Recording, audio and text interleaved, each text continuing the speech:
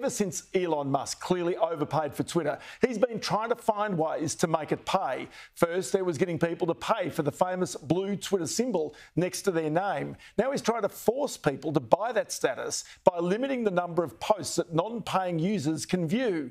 Twitter CEO Linda Yaccarino defended the move by tweeting, "When you have a mission like Twitter, you need to make big moves to keep strengthening the platform," whatever that means. But its rival Meta, owner of Facebook and Instagram, is now launching a rival called Threads. So who wins and which tech share should you be buying right now? Alex Pollak is the Chief Investment Officer, one of the founders at Investment Manager, Loftus Peak, which specialises in tech shares, and joins me now. Alex, always good to chat to you. Thank you, Ross. This is so fascinating, is that there's so many moving parts because they're all trying to gain a one-upmanship against the other. Correct. Musk has cocked up Twitter. That's it in a nutshell.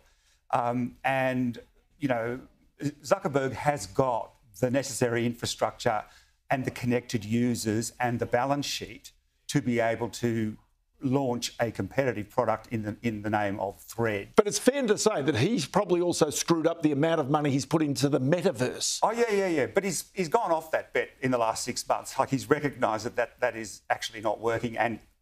But it doesn't matter, right? He simply has more to play with, and this is in his core space, than Musk has, who really, you know, is having on-again, off-again cash flows coming out of Tesla, and then, you know, maybe cash flows coming out of the space thing, but it's all a bit more kind of dubious. Plus, he did torch $44 billion worth of valuation in Twitter when he took it and then took control of it, privatised it, pissed off the advertisers. Can I say that? Yep. Got rid of the advertisers, or the advertisers left.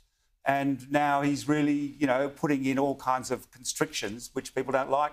It makes it easy for people to go across to Instagram, where they've got a Twitter-like product, and compete with that. Plus, you know, there is this ongoing debate, or sort of a half joke, about the cage match, which Zuckerberg has agreed to do against Musk. This is for real. They're talking about a cage match. So, cage fights between two of the wealthiest people on earth, which is astonishing.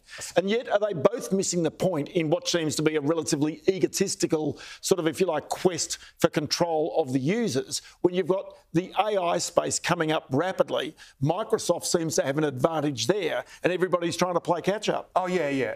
So Musk is behind the 8 ball on the AI stuff.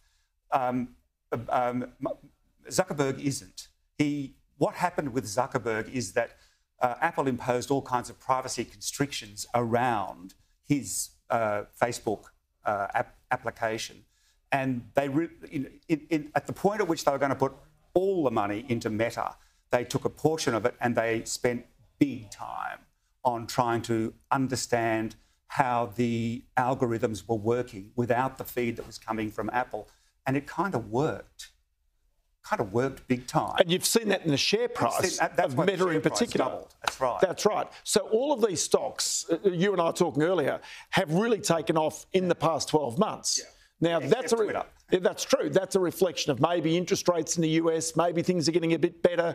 But the reality is also that these are still going to be the leading stocks out in the 10 and 15 years' time. Oh, yeah. No, that is 100% the way that's rolling. I mean, no one's going back to, you know, advertising of 10, 15 years ago. The advertising is cut up between Google and Facebook. Those are the two principal ones, with bits and pieces coming out of Amazon and some retail stuff as well. But that's the way it's rolling, right? Okay, so then go to the whole... Twitter really failed getting its ad product to work, and they shouldn't have. Okay, so then you go to still the control of the hearts and minds of the users who want to post, who want to be active. If you like, the democratisation of journalism is a part of all of this. Correct. So Twitter had that. Yes. But now kind of there are lots of competitors, and not just Meta and its Facebook product that's coming out there, Threads. There's a range of others who are trying to vie for that space. Mastodon, Blue Sky, Telegram, there's a bunch of them.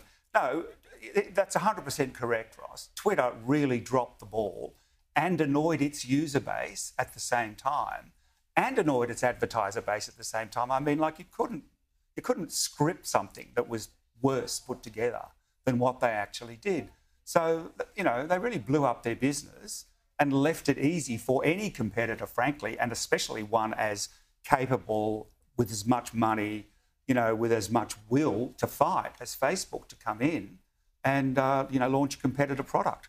It'll probably do well. So in other words, it's not just a fight between two big companies. It's now potentially a physical fight between two of the wealthiest people on earth. What do you give the odds of that happening? I don't actually think it will ever happen. But the challenge was issued, and I believe it was accepted. I don't know which way that be a bit like WWE. Might be a bit staged on the way through. I've got to tell you, Alex, always great to have you. Alex Pollak, it's just fantastic, and we'll talk to you again from Loftus Peak. Absolute pleasure, Ross. Thank you. There you go, Alex Pollak.